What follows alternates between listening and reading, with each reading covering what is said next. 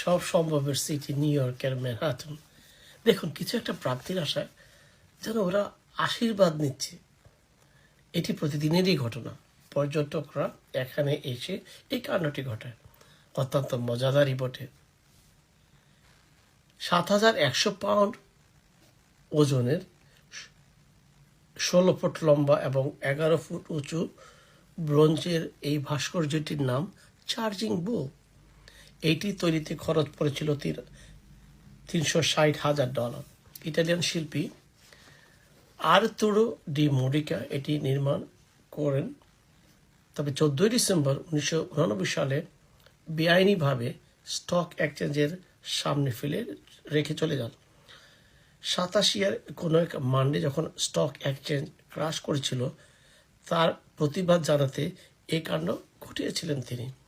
পরবর্তীতে এটি সাপে বর হয়ে দাঁড়ায়।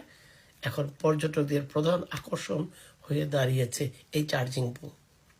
আশীর্বাদ নেওয়ার জন্য দেখুন তারা কোথায় হাত দিচ্ছে আমি বলতে পারবো না, আপনারা দেখুন একটি গরুর কোন জায়গায় ওরা হাত দিয়ে ছবি তুলে আশীর্বাদ নিচ্ছে। শুধু তারাই নয়, দেখুন অনেক পর্যটক এখন লাইন ধরে দাঁড়িয়ে আছে আশীর্বাদ নেওয়ার জন্য। অত্যন্ত মজাদারই বটে, রাইট? ধন্যবাদ।